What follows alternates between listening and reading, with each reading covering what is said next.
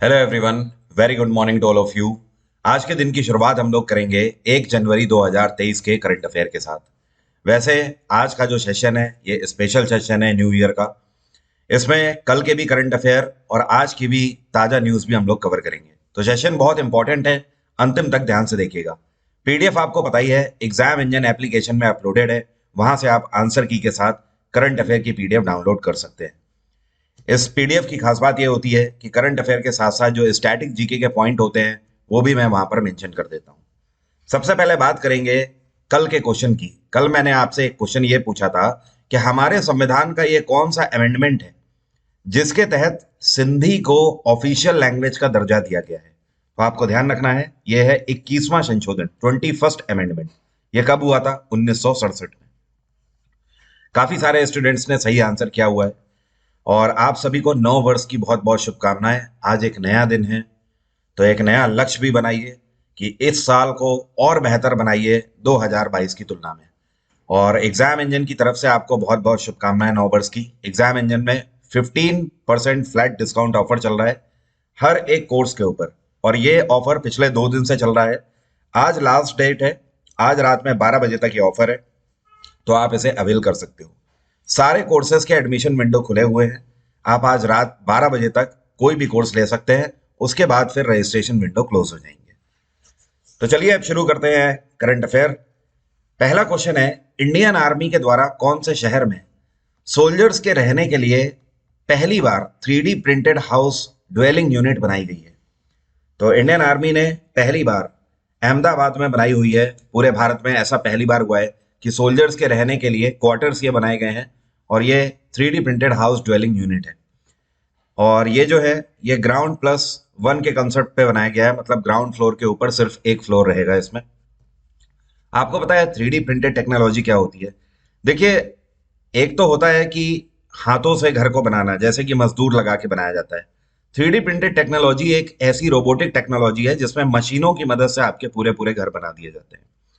तो ये केवल वहीं पर पॉसिबल हो पाती है चीज जहां पर एक तरीके के ही घर आपको बनाने हैं। जैसे कि अभी कुछ टाइम पहले प्रधानमंत्री के द्वारा जो लॉन्च करी गई घरों के लिए योजना थी कि सबको एक एक घर दिया जाना था जो कि गरीबी रेखा के नीचे है, तो वो भी 3D प्रिंटेड टेक्नोलॉजी के ही थ्रू बनाई गई थी। अब जैसे एक क्वार्टर्स हैं, तो ये भी एक जैसे ही बनेंगे ना, तो ये रोबोटिक्स की फॉर्म से बना दिया जाता है। इसका सबसे बड़ा फायदा होता है कि ये बहुत जल्दी बन के तैयार हो जाते हैं। और इंडियन आर्मी चीफ कौन है इस टाइम पे? ये हैं अनिल चौहान। अगला क्वेश्चन है, भारत ने अभी हाल ही में कौन से देश को सपोर्ट किया था 720 megawatt hydro electric power plant के लिए? और ये जो हाइड्रो इलेक्ट्रिक पावर प्लांट है ये कहलाता है मांगदेचू हाइड्रो इलेक्ट्रिक पावर प्रोजेक्ट। तो अब हुआ क्या है कि जब ये पावर प्रोजेक्ट बनाया गया था तो भारत की मदद से बनाया गया था। अभी तक भारत सरकार ही इसकी देखरेख कर रही थी, लेकिन अब इस देश के अंदर एक कंपनी है जिसका नाम है ड्रग ग्रीन पावर कॉरपोरेशन, इसको ये पावर प्रोजेक्ट सौंप दिया गया है। तो ये देश कौन सा है? ये है भूटान। और भूटान ने इसके लिए प्रॉपर एक सेरेमनी आयोजित करी और भारत को थैंक भी बोला है। और साथ में वहां के प्रधानमंत्री लोटे शेरिंग का कहना है कि हम हमेशा आभारी रहेंगे भारत के कि भारत सरकार ने हमारी ये मदद करी। और भूटान अब हर साल 24.43 बिलियन की इलेक्ट्रिसिटी बेच पाएगा। तो भूटान हमारे नेबर कंट्रीज में एक ऐसा देश है जो कि इलेक्ट्रिसिटी प्रोड्यूस करने के लिए काफी आगे जा रहा है, तो ये अच्छी बात है। भूटान में प्रधानमंत्री हैं लोटे शेरिंग। भूटान की कैपिटल है थिम्पू, ईरान की कैपिटल तेहरान, नेपाल की कैपिटल काठमांडू और पाकिस्तान की कैपिटल इस्लामाबाद। भारत के power and new renewable energy minister जो हैं आर के सिंह, इनके द्वारा भारत के कौन से राज्य में world class kayaking canoeing academy का उद्घाटन अभी हाल ही में किया गया है? तो ये जो एकेडमी है ये उत्तराखंड में खोली गई है। और उत्तराखंड में कहाँ पर? टिहरी में। टिहरी। कायाकिंग जानते हैं ना, इस तरीके से नाव में बैठ के। तो ये अपने आप में एक वाटर स्पोर्ट में कंसीडर किया जाता है। उत्तराखंड में पर्यटकों की संख्या हमेशा ही ज्यादा रहती है। बहुत ही खास स्टेट है दर्शन के मामले में। आप जब भी जाते हैं उत्तराखंड हमेशा आपको फील गुड ही होता है, क्योंकि चारों तरफ ग्रीनरी ही ग्रीनरी है। तो यहाँ पर पर्यटन को और बढ़ावा देने के लिए ये world class kayaking canoeing academy का उद्घाटन किया गया है। उत्तराखंड में इस टाइम पे पुष्कर सिंह धामी की सरकार है। अगला क्वेश्चन है, भारत सरकार ने उड़द और तुअर दाल के मुक्त आयात को कौन से वर्ष तक बढ़ा दिया है?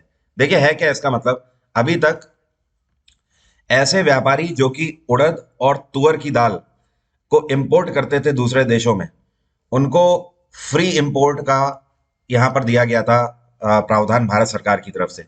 लेकिन भारत सरकार ने इसको कुछ टाइम तक के लिए बढ़ा दिया है। कब तक के लिए?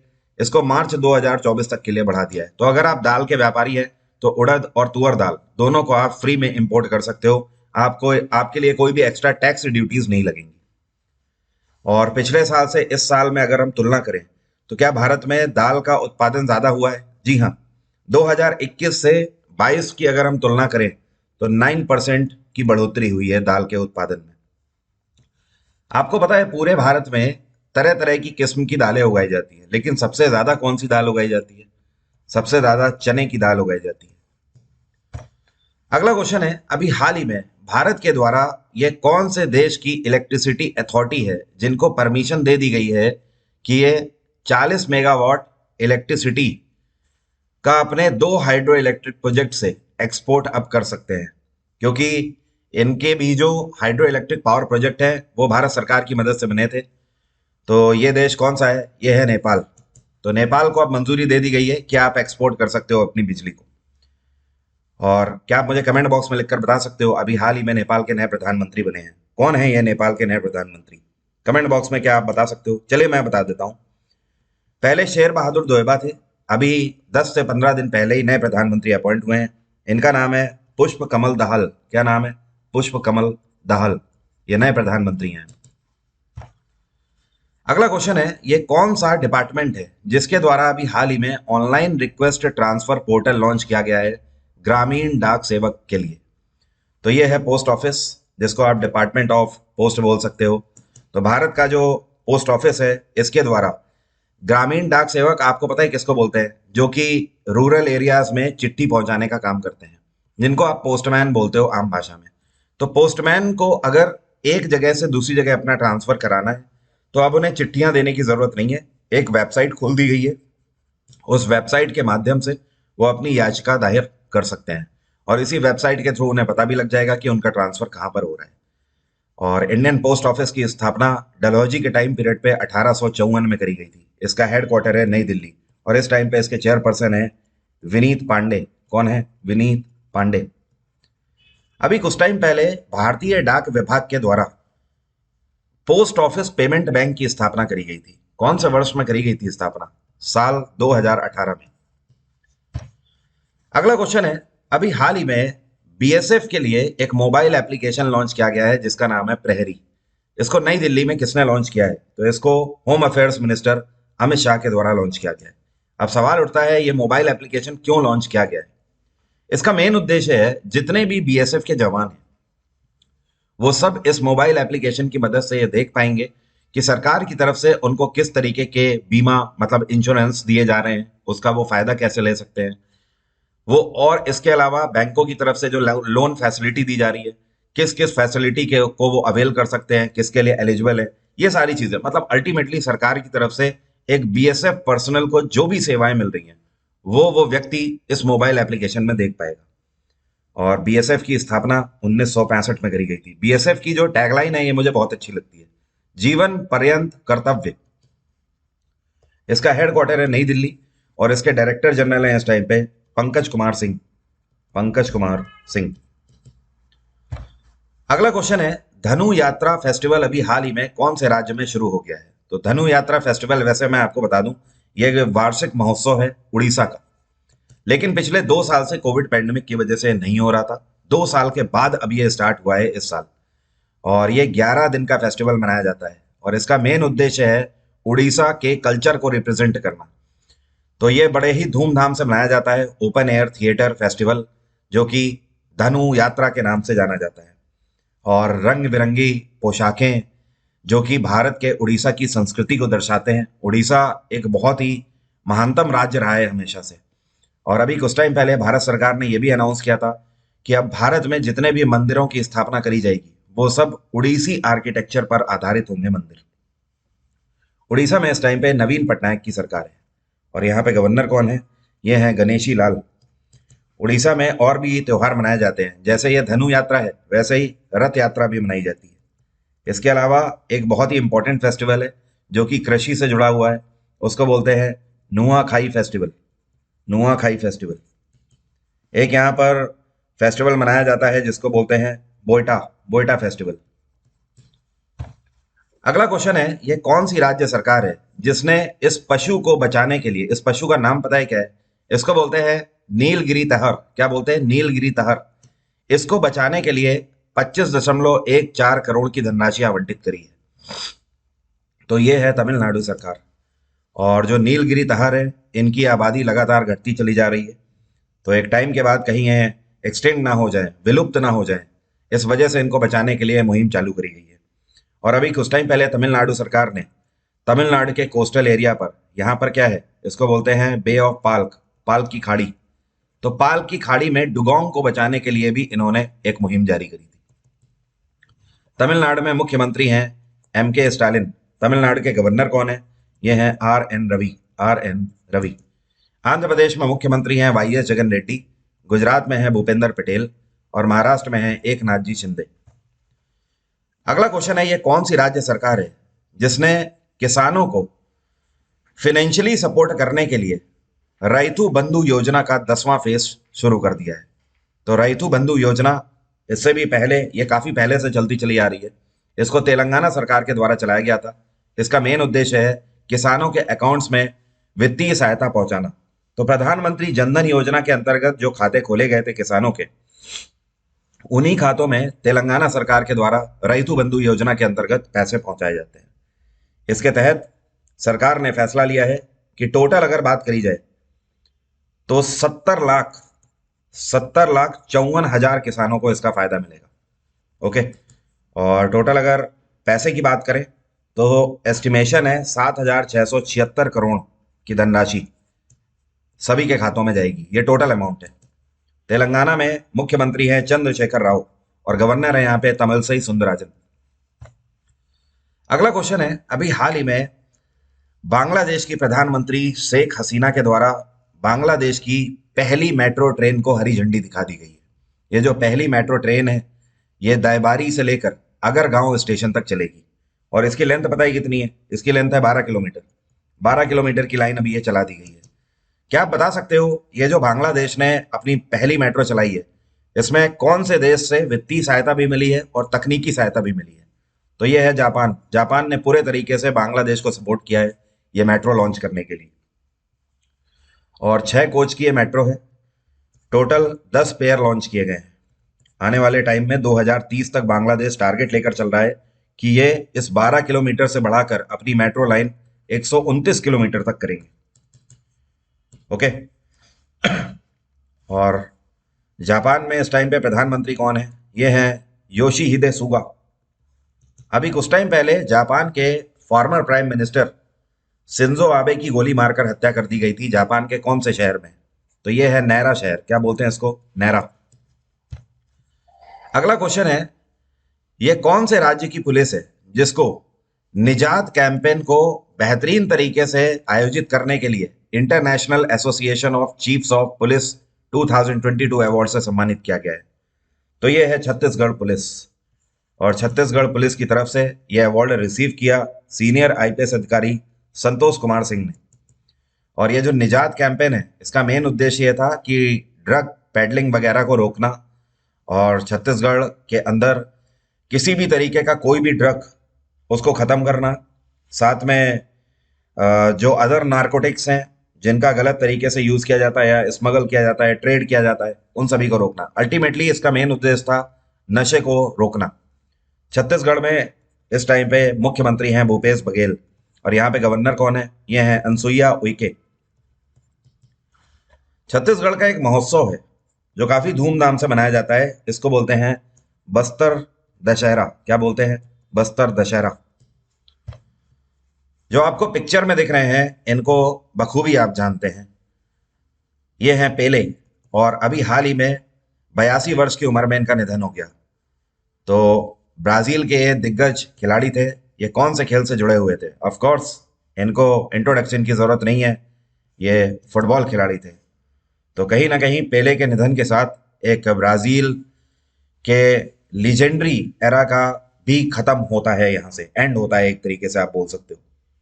And Pele was named FIFA's player of the century 2000 में, साल 2000 में इनको फीफा की तरफ से प्लेयर ऑफ सेंचुरी के रूप में भी डिक्लेयर किया गया। मतलब पूरी सदी का सबसे महानतम खिलाड़ी, बहुत बड़ी बात होती है ये। और अभी कतर 2022 फीफा तो हुआ ही है, आपको पता ही है, उसमें अर्जेंटीना इस बार विजयी रही फ्रांस को हराकर। अब कल के करंट अफेयर भी कवर कर लेते हैं आगे चल के। पहला क्वेश्चन है, हाल ही में स्टे सेफ ऑनलाइन नाम का अभियान एक कार्यक्रम के तहत लॉन्च किया गया है, जिस कार्यक्रम का नाम है डिजिटल इनोवेशन अलियांस। तो किसके द्वारा इसको लॉन्च किया गया है? तो ध्यान रखिएगा, इसको लॉन्च किया गया है यहाँ पर अश्विनी वैष्णव के द्वारा। अब सवाल ये उठता है कि ये स्टे सेफ ऑनलाइन कैंपेन जो है, ये किस उद्देश्य से लॉन्च किया गया है? इसका मेन उद्देश्य है, भारत सरकार चाहती है कि आप ऑनलाइन पेमेंट तो कर रहे हो लेकिन साथ में जागरूक भी रहिए। ओके, ऑनलाइन पेमेंट में हम जैसे जैसे आगे बढ़ रहे हैं वैसे वैसे कई सारे स्कैम्स भी देखने को मिल रहे हैं। जैसे कि अभी कुछ टाइम पहले एक स्कैम बाहर आया है, आपको पता है, जैसे पब्लिक प्लेस में आप जाते हो, एयरपोर्ट में आप गए तो वहां पर आपको चार्जिंग पैनल मिल जाते हैं, चार्जर्स मिल जाते हैं, आप सीधे मोबाइल लगा के चार्ज करने लगते हो। या रेलवे स्टेशन में जाते हो, आप वहां पर भी मोबाइल लगा के चार्ज करने लगते हो। तो कृपया करके आप अपनी लीड का ही यूज करें, आप अपनी ही केबल का यूज करें। उन केबल्स में कई बार ऐसे मैलिशियस वेयर होते हैं जो कि आपको लगेगा कि आप अपना मोबाइल चार्ज कर रहे हो, लेकिन आपके मोबाइल से सारा डेटा हैक हो जाएगा। आपके पासवर्ड तो जाएंगे ही जाएंगे, सारी आपकी मोबाइल की क्रेडेंशियल्स भी चली जाएंगी। तो ये है इस मुहिम का मेन उद्देश्य, अवेयरनेस। अगला क्वेश्चन है, भारत का पहला ऐसा राज्य कौन सा बन गया है जिसने लोकायुक्त बिल अभी हाल ही में पास कर दिया है?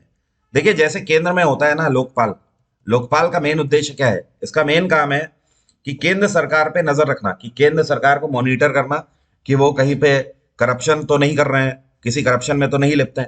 उसी तरीके से हर एक राज्य के अंदर लोकायुक्त अगर है तो लोकायुक्त का काम है राज्य सरकार को मॉनिटर करना। तो अभी तक किसी भी राज्य सरकार ने ऐसा नहीं किया था, पहली ऐसी राज्य सरकार बन गई है महाराष्ट्र में एकनाथ जी शिंदे की सरकार, और यहाँ के उप मुख्यमंत्री देवेंद्र फडणवीस के द्वारा मिलकर यह फैसला लिया गया। ऐसा एक्चुअली तब हुआ जब अपोजिशन ने इनके ऊपर उंगली उठा दी वहां पे टीचर भर्ती को लेकर। तो इन्होंने कहा कि महाराष्ट्र सरकार जांच के लिए तैयार है और ये लोकायुक्त बिल का गठन करते हैं। काफी प्रशंसा हो रही है, लेकिन मैं आपको एक चीज क्लियर कर दूं, ये जो लोकायुक्त बिल पास किया गया है, इसको इस आधार पर पास किया गया है कि जो टीचर्स की जो वैकेंसी है जिसको लेकर आरोप लगा रही है ऑपोजिशन, उसी को ये इन्वेस्टिगेट करेंगे, उसके अलावा ये और कुछ इन्वेस्टिगेट नहीं करेंगे। तो आप समझ सकते हैं कि ये काफी आगे जाएगा या नहीं जाएगा, ये तो आने वाला वक्त ही बताएगा। ये तो एक शायरी हो गई, खैर कोई बात नहीं। और महाराष्ट्र में गवर्नर कौन है? ये है भगत सिंह कोश्यारी। अगला क्वेश्चन है, नई दिल्ली में अभी हाल ही में सिटी फाइनेंस रैंकिंग और सिटी ब्यूटी कंपटीशन किसके द्वारा लॉन्च किया गया है? इसको हरदीप सिंह पुरी के द्वारा लॉन्च किया गया है। एक्चुअली सिटी फाइनेंस रैंकिंग और सिटी ब्यूटी कंपटीशन ये दोनों ही स्वच्छ भारत अभियान से जुड़े हुए अपने आप में एक सब अभियान आप इन्हें बोल सकते हो। सिटी फाइनेंस रैंकिंग का मेन उद्देश्य ये है कि ऐसे शहर जो कि स्मार्ट सिटीज बनने की लिस्ट में थे, उन पे एक बार रिसर्च करी जाएगी, और अगर उन्हें फाइनेंशियली हीलिंग की जरूरत है तो सरकार की तरफ से पैसे आवंटित किए जाएंगे। और सिटी ब्यूटी कंपटीशन का मेन उद्देश्य यह है कि भारत के हर एक शहर के अंदर जो वहाँ के म्यूनिसपालिटीज हैं, जो नगर निगम है, उनको निर्देश दिए जाएंगे कि वो आप अपने हर एक शहर के अंदर बेसिकली ब्यूटी का ध्यान रखें, हर एक शहर को नीट एंड क्लीन और ग्रीन बना के रखें। अगला क्वेश्चन है, ये बहुत इंपॉर्टेंट क्वेश्चन है। आपको पता ही है इस बार G20 को लीड कर रहा है 2023 में भारत। इस बार G20 की अध्यक्षता हमारे पास है, ये तो आपको क्लियर है ना, 1 दिसंबर से भारत के पास आ गई है अध्यक्षता। तो G20 के अंदर जैसे B20 होता है ना, बिजनेस 20, उसी तरीके से S20 भी होता है जिसको साइंस 20 बोला जाता है। तो साइंस 20 के लिए ये कौन सा भारत का इंस्टीट्यूशन है जिसको सेक्रेटेरिएट के रूप में डिक्लेयर किया गया है? मतलब कहने का, इस बार का जो G20 है, अगले 1 साल तक भारत का कौन सा इंस्टीट्यूट इसके S20 को लीड करेगा? तो ये है IISc Bangalore, Indian institute of science Bangalore. और नो डाउट पिछले 3 सालों में टॉप 3 में ही हमेशा रहा है IISc बैंगलोर। G20 आपको पता होना चाहिए 19 देशों का और साथ में यूरोपियन यूनियन का मिलाकर एक समूह है। अगला क्वेश्चन है, national education society for tribal institution ने अभी हाल ही में कौन सी कंपनी के साथ एक पैक्ट साइन किया है, और इस कंपनी की मदद से जो जनजातियों के जो बच्चे हैं, ठीक है, उनको इंजीनियरिंग कैपेसिटी उनकी बिल्डअप करी जाएगी। मतलब एक तरीके से आप ये बोल सकते हो कि भारत सरकार ने national education society for tribal students की तरफ से इस कंपनी के साथ पैक्ट साइन किया है, और ये कंपनी भारत सरकार की मदद करेंगे पूरे भारत के अंदर जो ट्राइबल कम्युनिटीज के जो बच्चे हैं उनको इंजीनियरिंग प्रोग्राम के तहत शिक्षित करने में। तो ये है अमेजॉन कंपनी। अमेजॉन की स्थापना 1994 में करी गई थी और इसके फाउंडर हैं जेफ बेजोस। इसका हेडक्वार्टर क्या है? वॉशिंगटन इसका हेडक्वार्टर है। और ट्राइबल अफेयर्स मिनिस्टर कौन है? ये है अर्जुन मुंडा। इनमें से ये कौन सी कंपनी है जिसके द्वारा अभी हाल ही में आसाम के बक्सा डिस्ट्रिक्ट में बिजली उत्सव का शुभारंभ किया गया? तो ये है REC लिमिटेड, और इसका मेन उद्देश्य ये था कि लोगों में अवेयरनेस डालना कि आप बिजली कैसे बचाएं। आसाम में मुख्यमंत्री हैं हिमांता बिस्वा शर्मा और गवर्नर हैं doctor Jagdish Mukhi. Next question है, अभी देखो क्या हुआ कि statistical table relating to banks in India 2021 से 22 जारी करी गई है। तो ये किसके द्वारा जारी करी गई है? बैंकिंग सेक्टर की एक पूरी लिस्ट है ये। तो ये रिजर्व बैंक ऑफ इंडिया ने जारी करी है। अब सवाल उठता है, ये है क्या? मतलब ये टेबल रिपोर्ट है क्या? ये रिपोर्ट ये बताती है कि 2021 से 22 के सत्र में क्या क्या फिगर्स रहे बैंकों के, किस बैंक ने कितना उधार लिया, RBI की तरफ से किस बैंक को कितनी वित्तीय सहायता दी गई, ये सारी चीजें, RBI ने कितने बार अपनी मॉनेटरी पॉलिसी बदली, मतलब ओवरऑल बैंकिंग का जितना भी डेटा है वो सब statistical tables relating banks in India में डाला गया है और इसको लॉन्च किया गया है। रिजर्व बैंक ऑफ इंडिया की स्थापना 1935 में करी गई थी। इसका राष्ट्रीयकरण 1949 में किया गया था और इसके गवर्नर हैं शक्तिकांत दास। एग्जाम इंजन पे जितने भी बैचेस की विंडो है वो आज रात 12 बजे तक ही खुली है, उसके बाद नहीं खुली है, तो आप इस चीज़ का ध्यान रखिएगा। और हाँ, ये चीज़ ध्यान रखिए, अगर आपने नवंबर मंथ की जो मंथली मैगजीन है करंट अफेयर की वो डाउनलोड नहीं करी है तो आप उसे ले सकते हो एग्जाम इंजन से। और अब दिसंबर की भी मंथली मैगजीन आ चुकी है तो आप इसे भी ले लीजिए अगर आपने अभी तक नहीं लिया है तो। अगला क्वेश्चन है, ये कौन सी जनरल इंश्योरेंस कंपनी है जिसके द्वारा एक यूनिक हेल्थ इंश्योरेंस लॉन्च किया गया है जिसका नाम है रिस्पेक्ट सीनियर केयर राइडर? तो ये है बजाज आलियांस। अब ये यूनिक क्यों है अपने आप में? तो यूनिक इसलिए है कि बजाज आलियांस बोलता है इस इंश्योरेंस के तहत कि अगर ऐसे लोग आजकल देखने को बहुत मिल रहे हैं जो कि जब माँ बाप वृद्ध हो जाते हैं तो उनकी देखभाल नहीं कर पाते, उन्हें ऐसा लगता है कि पैसा उनके ऊपर ज्यादा लग रहा है, तो इस केस में क्या है कि बजाज आलियांस आपको बोलता है कि अगर आपको ऐसा लगता है कि पैसे आपको ज्यादा खर्चने पड़ेंगे अपने माता पिता के ऊपर तो आप ये इंश्योरेंस पॉलिसी ले सकते हो, और माता पिता से जुड़ा हुआ जो भी खर्च होगा वो आप इस बीमा के अंतर्गत ही कवर कर लोगे। तो एक तरीके से इस तरीके की ये पहली इंश्योरेंस स्कीम है पूरे भारत के अंदर जो बजाज आलियांस ने लॉन्च करी है। बजाज आलियांस की स्थापना साल 2000 में करी गई थी। इसका हेडक्वार्टर है पुणे और इसके CEO कौन है? ये है तपन सिंघल। तपन सिंघल। अगला क्वेश्चन है, अभी हाल ही में इनमें से किस संस्था के द्वारा हर एक पंचायत के अंदर बीमा वाहक लॉन्च किए जाएंगे? देखिए, बीमा वाहक पता है कौन है? बीमा वाहक एक व्यक्ति होगा जो कि हर एक गांव के अंदर पंचायत में इस तरीके से काम करेगा कि लोगों को इंश्योरेंस के बेनिफिट वो बताएगा, साथ में भारत सरकार किस किस क्षेत्र में कौन सा बीमा दे रही है उसके बारे में जानकारी भी देगा। तो ये है एडई, क्या बोलते हैं इसको? एडई, insurance regulatory and development authority of India. पूरे भारत के अंदर इंश्योरेंस को लेकर जागरूकता फैलाने के लिए और इंश्योरेंस सेक्टर को बिल्डअप करने के लिए ये सबसे बड़ी संस्था है। और एडई की अगर बात करें तो इसकी स्थापना 1999 में करी गई थी, 1999 में। और इसके चेयरपर्सन कौन है? ये है देबाशीष पांडा। देबाशीष पांडा। इसका हेडक्वार्टर है हैदराबाद। अगला क्वेश्चन है, सूर्योदय स्मॉल फाइनेंस बैंक के MD और CEO के रूप में एक बार फिर से किसको अपॉइंट किया गया है? तो जो आपको पिक्चर में दिख रहे हैं ये अधिकारी हैं भास्कर बाबू रामचंद्रन। ये एक बार फिर से मैनेजिंग डायरेक्टर और सीईओ के रूप में सूर्योदय स्मॉल फाइनेंस बैंक में अपॉइंट किए गए हैं। और अगले कितने साल के लिए? अगले 3 साल के लिए अपॉइंट किया गया है इनको। सूर्योदय स्मॉल फाइनेंस बैंक की स्थापना 2008 में करी गई थी। इसका हेडक्वार्टर है मुंबई।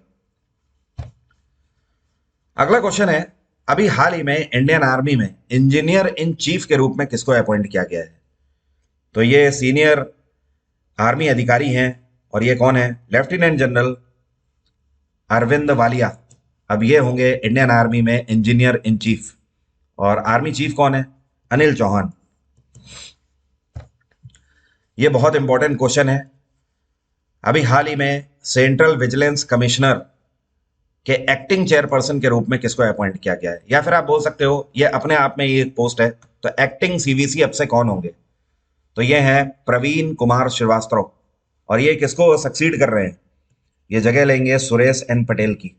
सुरेश एन पटेल अभी कुछ टाइम पहले ही सेंट्रल विजिलेंस कमिश्नर के रूप में अपॉइंट किए गए थे, लेकिन इनका कार्यकाल खत्म हो गया। मतलब ये रिटायरमेंट एज की वजह से इस पोस्ट से रिटायर हो गए।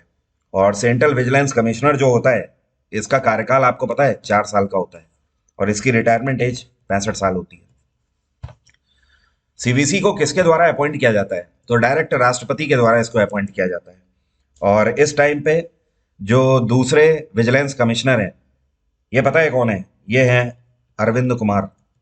अरविंद कुमार ये इंटेलिजेंस ब्यूरो के चीफ रह चुके हैं। एक किताब है जिसका नाम है fox in the road, my days at RBI and beyond. ये किताब किसके द्वारा लिखी गई है और अभी हाल ही में लॉन्च हुई है? इस किताब को लिखा है चक्रवर्ती रंगराजन ने, या सी रंगराजन आप इन्हें बोल सकते हो।